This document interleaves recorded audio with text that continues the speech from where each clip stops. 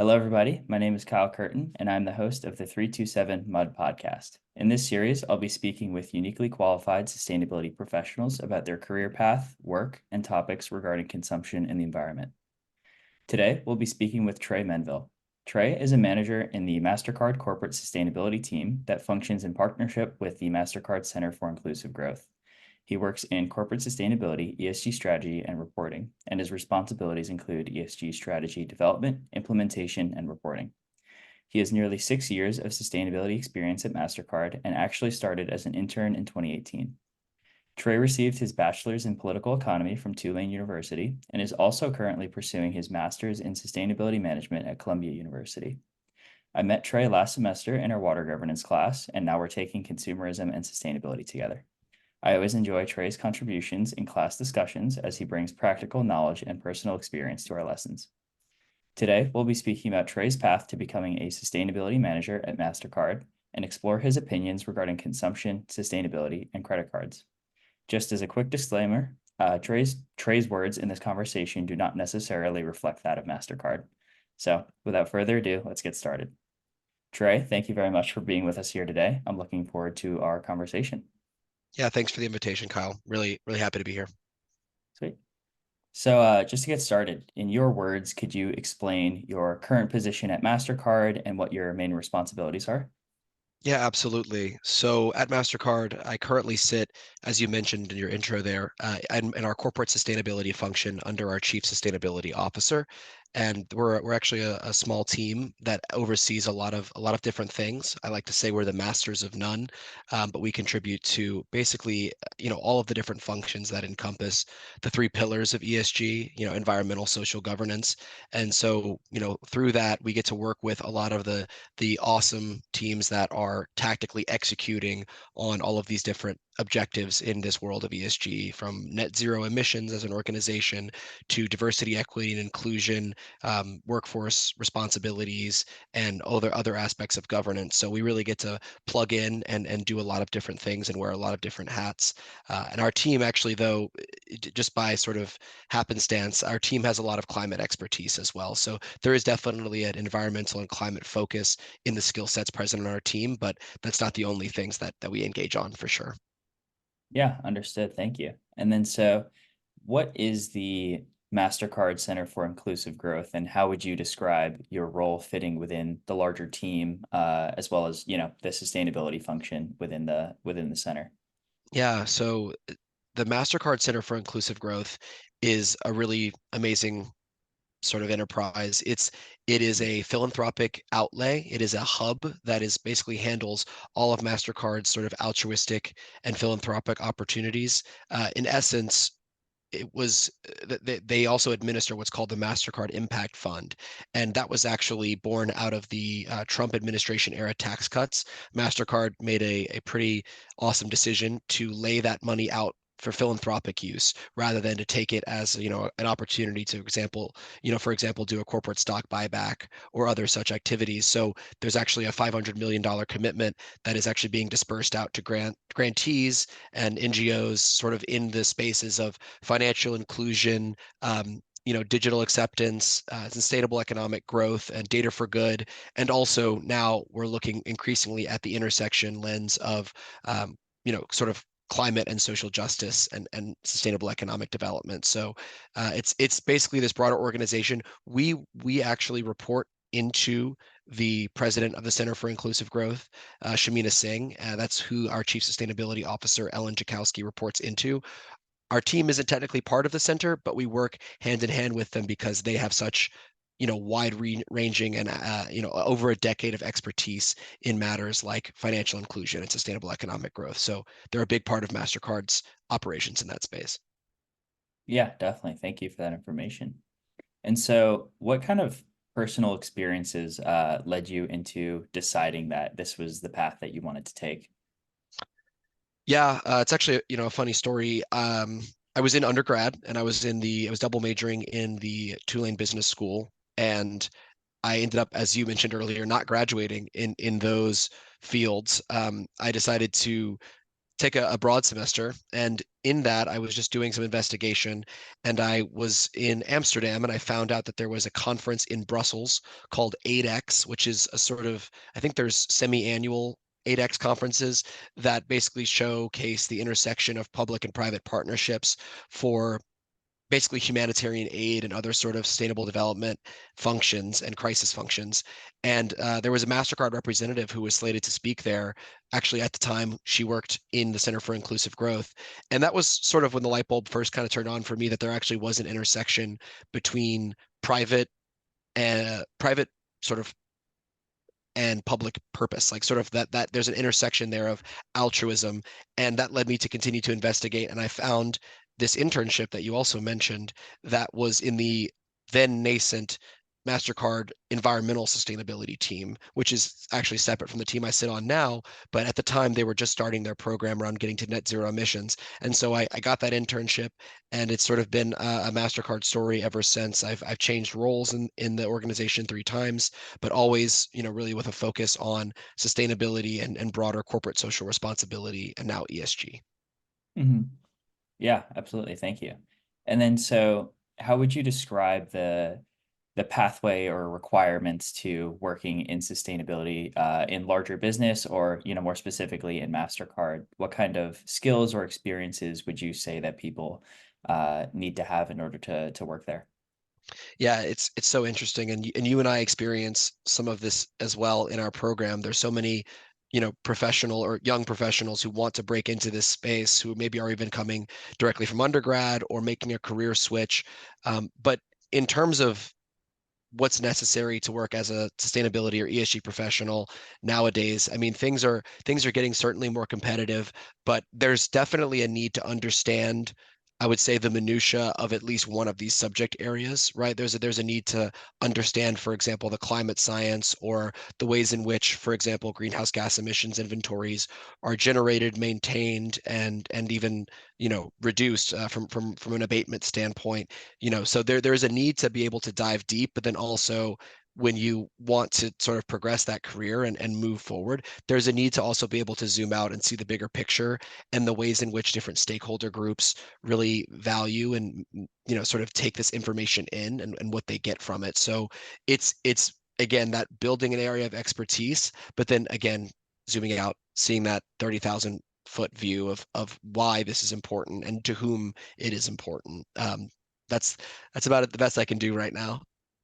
No, yeah, that was great. And then, so I'm sure, as someone who's been, at Mastercard and jumped around with kind of different responsibilities over your last almost 6 years, I'm sure you've experienced, a change in what you're thinking about day to day. So I wanted to ask, as someone who started as an intern and has really, climbed your way up and being in a manager position now, how has your role and responsibilities changed over the last 6 years? Yeah. So I mentioned when I first interned that the environmental sustainability program was still sort of in its infancy, and there was actually only one full-time Mastercard employee dedicated to that. And that team, while we were on it, grew to, I think, 3 Mastercard employees, and then a number of contractors that were working through our global real estate services provider. But in that short span, in just 3 years or so, we went from just having an interim science-based target, for example, to then moving to a net zero target by 2050, and then accelerating to 2040 to be in line with a 2-degree warming pathway. And so during that time, our team and my work was focused on sort of all of the aspects of setting up the foundations of an environmental sustainability program, from, again, verifying our emissions inventory and refining those data processes to actual renewable energy procurement, whether of RECs or direct PPAs or other renewable energy mechanisms. And then also a lot of my work centered around supply chain engagement and getting a better data picture of what we could, what our our scope 3 supplier-based emissions look like, and what are the potential levers that we can pull in the longer run to start to reduce those mutually with those key suppliers. And then now, in the last 2.5 or so years, having moved over to this corporate sustainability function, I previously, as you mentioned, have worked a lot on reporting. So a lot of those sort of ratings and rankings disclosures that are kind of important to the investor community, and then also like our mainstay annual ESG reporting, like our annual report that we put out. And then now I've had the luck to pivot over to work on some really exciting things regarding the Mastercard approach to the concept of sustainable consumption and really what right and what what are our solutions that we can bring to bear to enable that modal shift in the broader economy. Yeah, really cool. Thank you. And then, so just kind of like generally speaking, if you're willing to speak candidly, what would you say are your, most favorite or least favorite parts about your job or larger, career working in sustainability in business? I would say, one of the things that any sustainability professional, again, unless your role is very tactical and centered around like these very, physical aspects of sustainability, is you have to be really comfortable with ambiguity. And that's something that I both love and hate, right? Because it forces you to be creative in your thinking. It forces you to be proactive and solution oriented. And a lot of the time that can be uncomfortable because you're trying to move forward and innovate, and you run up against a dead end and you realize that others have done that before, and you've maybe followed again a dead end path. But at the same time, it's really exciting, right? Because you have to be able to ideate and push the envelope and build consensus among people, and so it's both, it goes both ways, that trend in sustainability. Yeah, for sure. And it kind of sounds like, based on your response to the last question, is that like, as Mastercard's capabilities in terms of sustainability are increasing, so are yours, like every new avenue that they're going down, you're also kind of spearheading that and gaining, skills in your tool belt as well. Yeah, it's been fun to grow with the programming, certainly from, again, from an operational perspective. I mean, I no longer sit on that team, but again, it went from myself and one other to, a team that's now managed by an amazing vice president. And I think her team is now upwards of a dozen people. So you can see the Wow. commitment. So it was, yeah, it's really exciting to see that commitment grow over time from just a resources standpoint, from the company. So yeah, those, and then, but you're totally spot on in that, as the business has become more and more aware of the things that we can do in climate and in some of these other areas. I mean, I don't pretend to say that, you know, I've overly influenced the commitments that Mastercard has had to diversity, equity, and inclusion, or amazing workplace practices, or financial inclusion. Those things have been going on for well over a decade at the company, but it has been really awesome to grow with the company in the area of environmental sustainability for sure. Yeah, cool. And so, just to zoom out a bit, I thought it would be useful to cover just the general role that credit cards have in influencing consumption, more thinking about our class topics, through consumption as a social science. Could you explain more so how credit cards exist and how they make transactions easier for customers? Yeah, absolutely. So I think you're already hitting the nail on the head with the framing of that question, in that, the whole idea of a debit card or a credit card, is about, first of all, making payments easier, right? Making the consumer's burden to execute a transaction and the merchant's ability to execute a transaction easier, faster, cash free, which of course comes with a whole host of co-benefits related to theft prevention, and potentially a lower environmental impact related to the transportation and distribution of cash. But that's something that still is requires quantification. But so in general, right, that's really where the core function of a credit card network or processor really sits, right? It's to allow people to access their money when and where they want it, and to facilitate sort of, consumptive activity, right? At the end of the day, it's an engine that helps power that and make it more frictionless, especially with things like the advent of digital wallets and online shopping. Having these autofills and these, saved information, it's to facilitate and make that process easier for everyone. And so you can see naturally how that, plays a crucial role in the concepts that we've discussed in our consumerism course.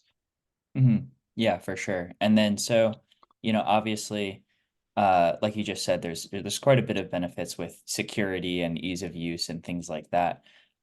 So kind of thinking through the lens of consumption and sustainability, I guess more so in an environmental aspect, what kinds of issues do you think that credit cards kind of introduce to society?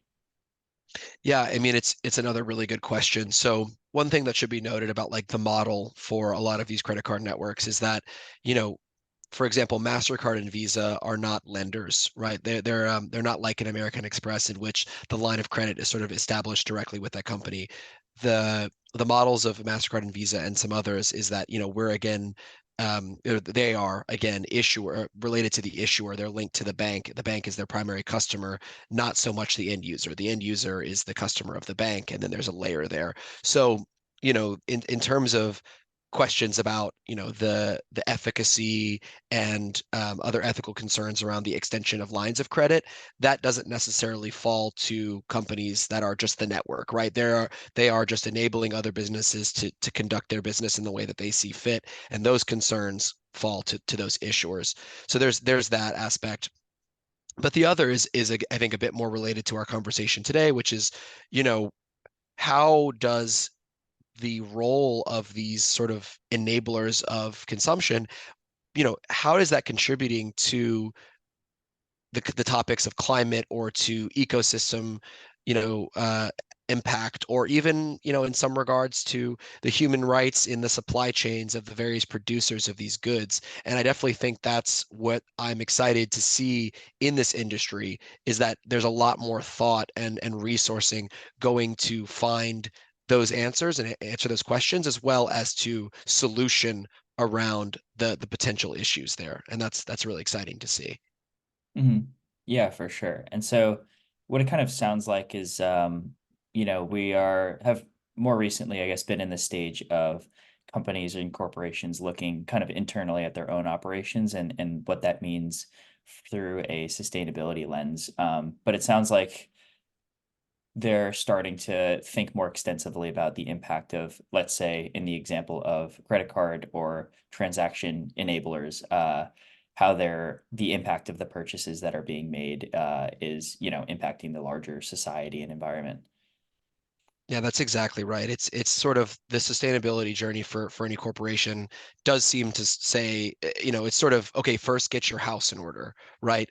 You know, get what are your emissions inventories look like? What's your physical footprint that you can quantify and most readily measure and then manage? And then you're right. It's look to your impact, right? Sort of the beyond your four walls, look to your impact, and what does that say? What are the risks and what are the opportunities? Yeah, for sure. That's really awesome that you guys are just, the larger economy is starting to think about these things. And so in your opinion, just to like really zoom out, whose responsibility is it to address these kinds of issues? Do you personally think that it's a consumer's responsibility, or is it a corporation on the term in terms of like selling products, or corporations in terms of, the purchase enablers, or is it through policy and government? What would you say is the main driver in fixing the issues that we've been experiencing? Yeah, is all of the above an appropriate answer there? No, but I mean your framing is again spot on, right? You know, it's important to recognize in approaching this topic of sustainable consumption, as you and I have discussed previously, that it's not the consumer's fault that we are in this crisis with climate or you know with certain ecosystem impacts. It's not on the consumer. We have found ourselves, and again, this is speaking, you know, more personally and from an idea, you know, about sort of the literature that we've been reviewing in our course and other things. You know, this modality of, you know, growth and consumption comes from deep rooted places that are the results of, you know, macro trends in industrialization, in increased production, in the change of marketing and mindset. And so when approaching solutioning in this area, you know, no one group or segment is really culpable or to blame. They have sort of each enabled each other into the situation we now find ourselves in, wherein, you know, producers are incentivized to, you know, continue to produce and market, and you know, things like planned obsolescence in goods has become, you know, a proliferated practice and design principle. And at the same time, you know, consumers have in turn started to rely upon and enjoy these modes of consumption that weren't even previously available or thought of. So when approaching sustainable consumption, the way in which it's being thought of in many areas is how can companies who sit at these valuable intersections, and you can name a whole host of them, right? There's a lot that are looking in this space, and we can talk about that. But how are they, again, providing information to both sides of this coin, to producers and consumers, and then how are they enabling more sustainable means to be reached? And then, of course, you're right. There's a role for public policy, a huge role for public policy to play in combating some of these practices that have emerged, such as planned obsolescence or standardization in ways that make sense for certain product types. There's a huge role for legislature to play, but it does have to be thoughtful, right? We can't be sort of playing whack-a-mole with these solutions. They have to be considerate of the entire situation that we just kind of outlined.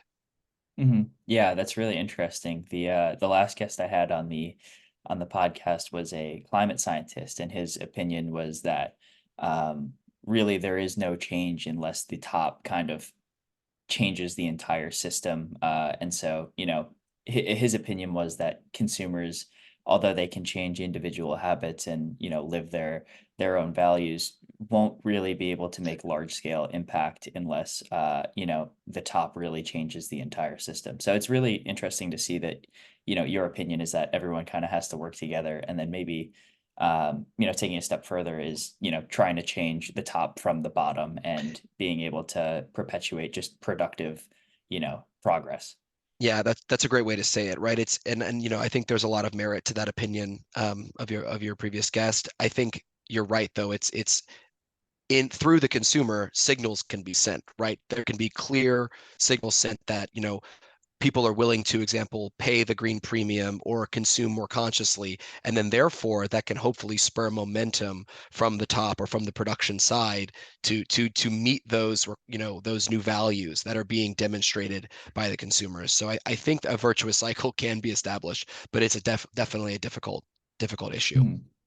Yeah, absolutely. And then so as someone who's also, taking the same class that I am, we cover, a lot of the consumer paradigms, when thinking about consumption. It kind of sounds like, people are locked into this lifestyle, right? Of cultural expectation to buy things, as well as just, planned obsolescence, things like that. Like your iPhone seems to break every 6 months now, and things like that. So would you kind of, I guess, agree with the idea that the system that we're currently in, continues to force consumers through no one's, specifics fault, but maybe more so just how our society has developed over time? Yeah, personally, I would agree with that. I think I experience a lot of the things that you're talking about in my day-to-day consumptive life, and you see the ease of consumption. You see it getting easier and easier, right? And then if that's happening, and we notice that as individual consumers, then ostensibly there's more and more of it happening, right? If something's becoming easier, faster, then there's always going to be adoption of it by the masses, right? If something becomes that much more efficient, it's going to keep happening. And so I certainly agree with that. Hmm. Yeah, absolutely. So I guess just to move on to potential solutions and your thoughts and commentary on the issues we've, I guess, diagnosed here in the last, 10 minutes. Uh, as you know, our class is looking at consumption and sustainability through social science. So in your opinion, how do you think that credit card companies can empower consumers to make more informed decisions regarding their consumption? Yeah, it's a great thing that's starting to happen, and you can see it again. This is kind of happening in multiple credit card networks, and you can see it already starting to appear in their public disclosures. But they're really starting to think about environmentally focused and then again consumptively focused solutions. Words and concepts like re-commerce or again like carbon calculation through at the transaction level. These things are starting to proliferate in the conversation, as well as you're starting to see things like credit cards being launched by sustainably minded fintechs or startups or even some of the major players that have rewards and incentive programs for sustainable choices and behaviors or cash back and other sorts of again, reward programs. So there is a lot of hypothesizing about what these solutions might be. And it's a really cool thing to see. And I think they really, again, they fall into these buckets of how can information be provided to the consumer at key intersections, proactively pre-transaction for like a shopping cart, sort of view, like this is what you're about to purchase and this is the potential impact that it has, to then, so sort of the provision of that information, and then also providing some sort of inspiration, like the idea that your activity actually does make a difference. Going back to you and I's previous points about can the consumer make a difference, telling people they can't make a difference is one way to ensure that they won't. But telling them that every little bit counts can maybe have a snowball effect. So there's that, right? Showing them these things can actually spur action. And then finally, to sort of make it possible for them to do so, right? To give them solutions, and ways to actually say, yeah, I'm gonna consume more sustainably here. I'm gonna not buy these throwaway one-use items. Instead, I'm gonna buy a reusable good that has longevity to it and has a lower impact from a life cycle analysis perspective. Hmm.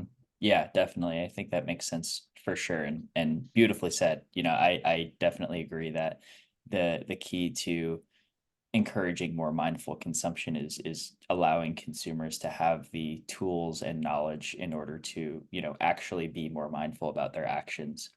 So yeah, that very beautifully said. I honestly, there's nothing I can really add to what you just responded with. Yeah, yeah. I mean, I really appreciate that. But and then the other point is like, you know, it's these tools are more readily usable for those that are already sustainably minded or have some level of, what's termed climate anxiety or awareness of these issues. But even for those who don't, if you start rewarding it in ways that they're used to, like cash back or other incentives like discounting of other sustainable goods, then you hopefully start to be reaching a wider audience and getting more people in the game, and building that awareness through some sort of, more business as usual avenues as well. Mhm. Yeah, and so it's certainly not, necessarily in these businesses' best interest to encourage people to consume less necessarily. So, in your, personal opinion or experience, can you speak to uh, how companies like this can encourage lower consumption while still maintaining positive financial outcomes? Yeah, it's another great point, Kyle, because certainly, and again, like talking about, like, for example, the credit card and the payments industry, right? You would never, no payments organization would ever want to be seen as stifling growth or in any way stifling economic activity.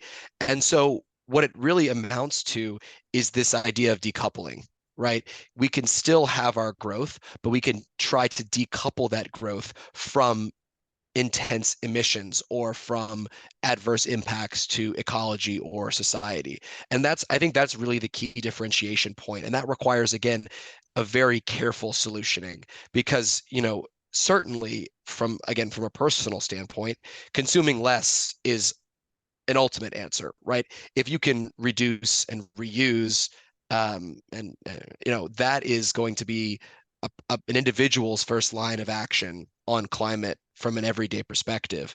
But at the same time, we live in a modern society where we are going to consume at intervals. You can't, you and I both live, in the New York City area, and it's not like we can, necessarily grow all the food we need to eat from the top floors of our apartments. So we're going to need to go to that grocery store. We're going to, go to that restaurant and do those things. And so figuring out ways that these goods and services can be decoupled from adverse impacts is the name of the game.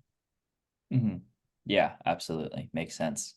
And so I guess kind of to change topics a little bit, are there any common misconceptions that you observe in your profession, either, talking to other people in your day-to-day job or speaking with people maybe not so much in the industry, that you are observing or have to find yourself explaining? It's a it's an interesting one because I think there's certainly in not just the industry in which I work, but excuse me, across the board, there is a need to be very cautious of greenwashing. And I think that there's a lot of legislation right now that's going on in the European Union about green claims directives about products and other things that is going to go a long way to sort of raise the bar for these organizations that are claiming to have sustainable solutions. I think that's a very good thing. Right. The worst thing that could possibly happen is to have solutions out there that are directing these sustainably minded consumers towards value propositions that aren't actually going to result in a net positive impact. That's the last place that the momentum needs to go, in my view.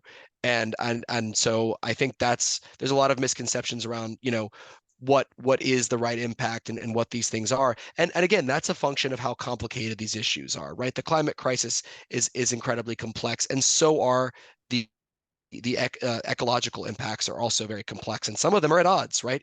We can consume something that's potentially from a less impactful from an emissivity standpoint, but it could, for example, be more extractive from an ecological impact. And so, dealing Mhm. with these priorities where they conflict, and that's just in the area of environment, but dealing with these priorities where they conflict, we have to be really cautious about how we talk about the green benefits of these claims. And so that's one area that's a big focus. Mhm. Yeah, absolutely. And then so to kind of switch gears again, in your personal life, what kind of actions do you take to influence your own consumption?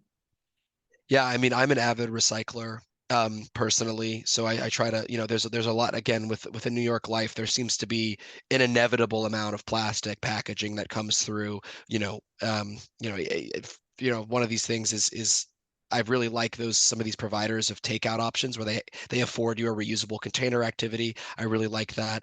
I'm also sort of the energy efficiency hawk in my apartment, always making sure that things are turned off when I leave.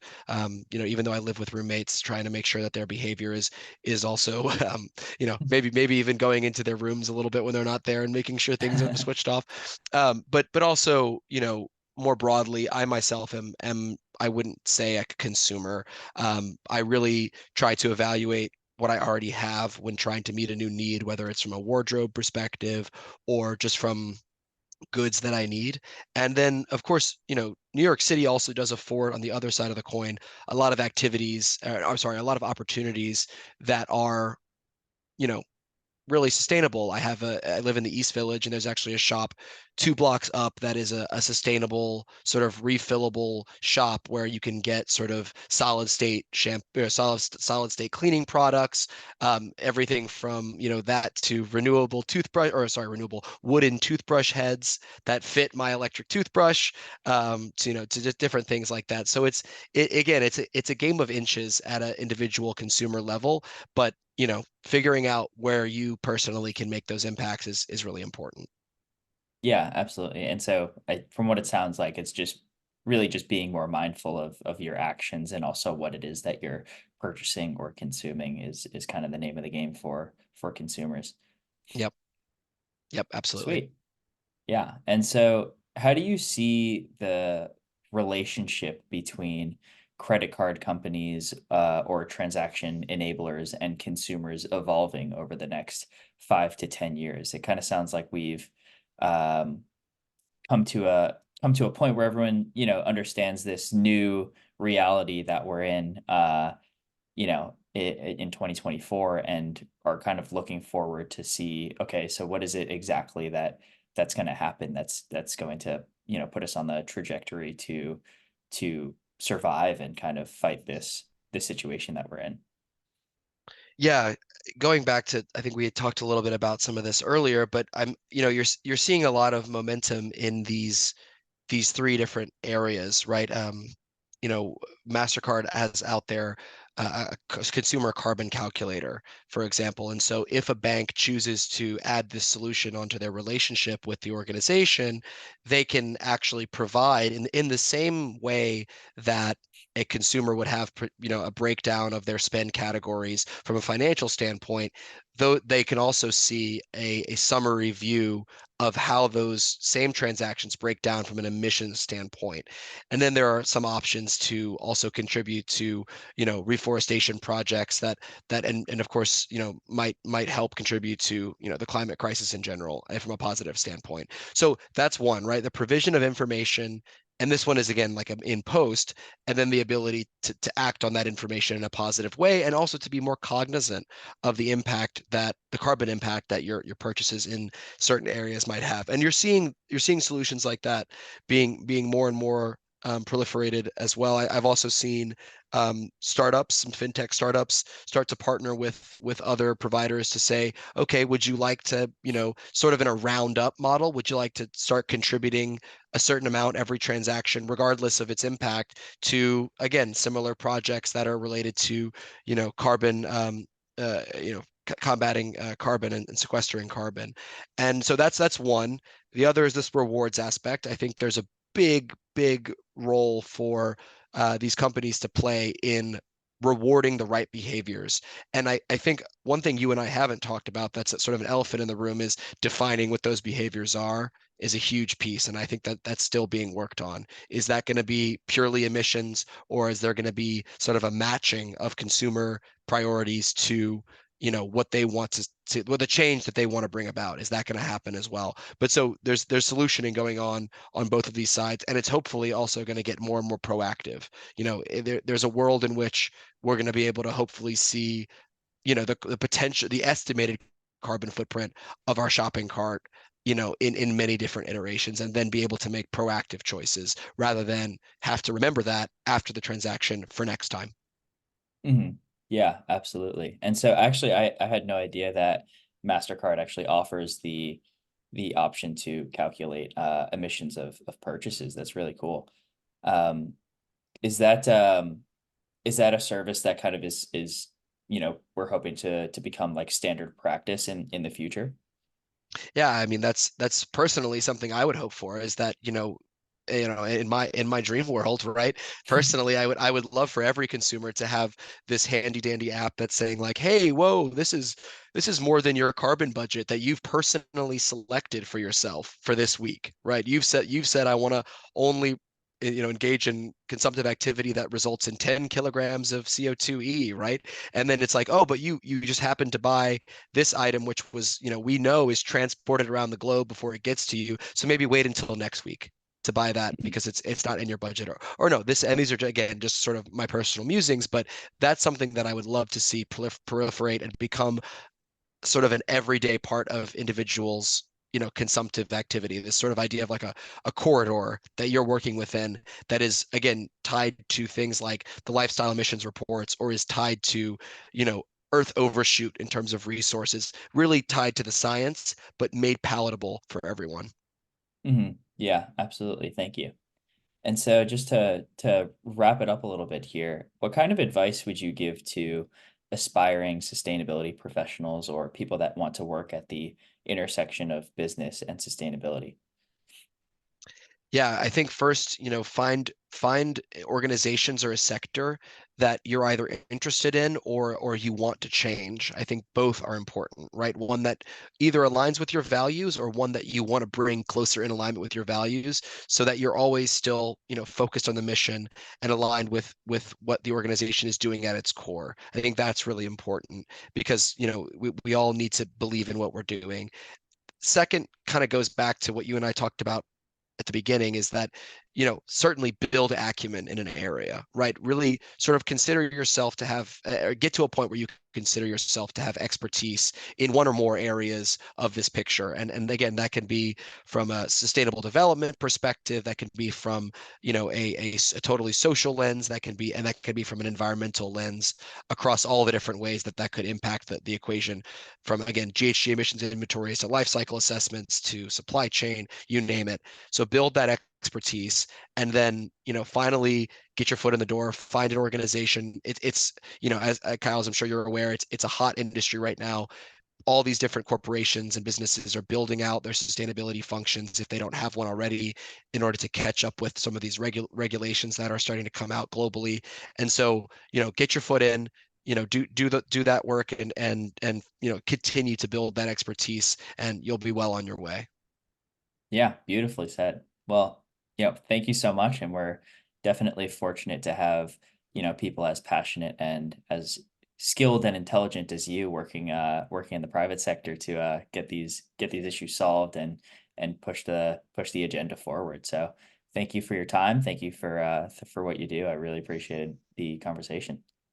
Yeah, my pleasure, Kyle. This has been a lot of fun.